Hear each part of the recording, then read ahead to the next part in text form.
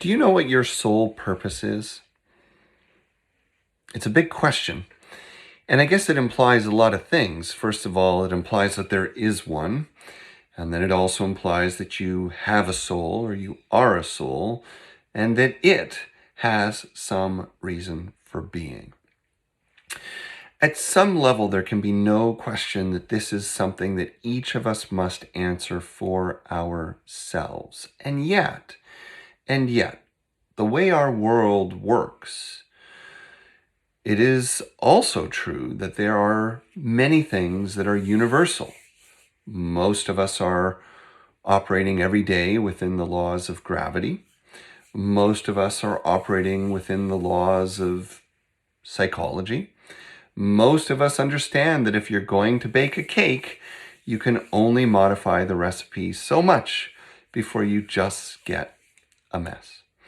And the same thing is true when it comes to understanding our innermost purpose and being. You see, if you look at spiritual and religious traditions around the world and throughout time, while you will find many, many variations and differences, sometimes radical, in terms of the explanation about what we are, who we are, and why we're here, you will also notice that there are some persistent themes. In fact, I would argue there is one universal theme that we find in every single concept of the soul and life's purpose. And interestingly, we find that it is corroborated by evolutionary biology, by psychology, and even modern medicine. And that is that we are all here to grow. That's it. We're here to evolve. Every creature in the forest, every creature in the ocean, every human being at some level is on the path to thrive and to pass on or share those qualities of thriving. Now that is an evolutionary principle. But I would argue that's a metaphysical principle too, that the soul comes here to grow. And many of you have already considered this or believe this, that the world and life itself is a kind of classroom and the soul is the student. But the question then follows, what are the courses? Or how do you get an A+? What is the way to make the most of this universal soul purpose of growth and evolution? Well, I would argue that there are 4 simple, absolutely transformative and powerful ways to engage your life. And that these 4 soul purposes, kinds of like purposes within your purpose, or areas of focus or practice within your purpose to grow, I would suggest these are common to us all. And what's most significant about them is they can never be taken from you. These 4 soul practices work no matter who you are, what you're going through, or for that matter, even what your belief system is. And one of the 4 soul forces or practices is ultimately going to move you forward even when you don't know what else to do. If you consider the human experience is housed or shaped or lived in 4 basic domains: mental, emotional, physical, and spiritual, thoughts, emotional feelings, physical health and wellness, and our world of values and priorities, beliefs and relationships, then the 4 soul practices fall into these 4 areas. We are here to learn, to love, to help, and to be, to fully be human. And every one of these 4 practices has its complement in fullness. So that means to learn and be learned from, to love and be loved, to help and be helped, and to be, and yes, not to be, to understand non-being, surrender, union, and impermanence.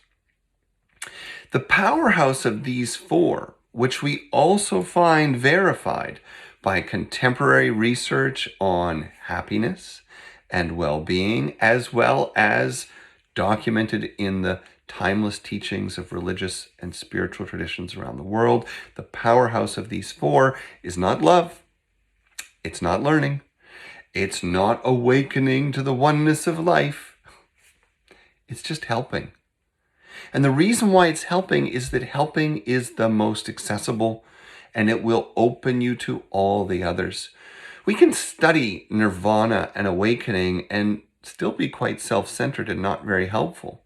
We can be obsessed with learning about tradition or life or metaphysics or whatever and still not be that helpful. We can even talk a good talk about love and read the love mystics and the love poets, and everything can be about love, and yet it can also become incredibly self-oriented. But if you really want to empower your spiritual journey, if you really want to move yourself, no matter where you're at in this process, whether you're just beginning to explore spirituality, so to speak, or whether you've been doing this for decades, ask yourself the question every day, how can I help? Ask yourself in every situation, how can I help? And remember, when you ask the question, how can I help?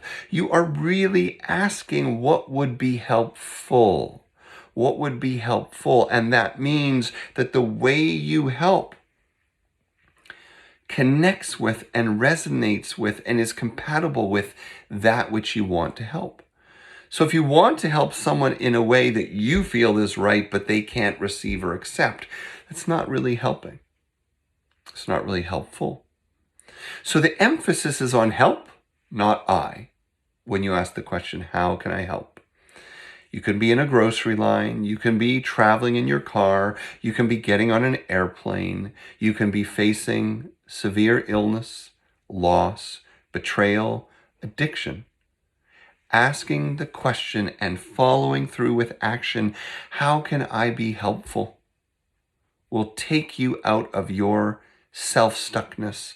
It will take you out of your misery, if that's what's happening. And even if life is good, life is great, asking the question, how can I be more helpful, will lead you to a deeper understanding of the universal soul purpose. You will learn. You will experience love. You will also understand the beauty and the strength and the depth of being and the necessity of letting go and accepting our vulnerability, our fragility, and the impermanence that we live within.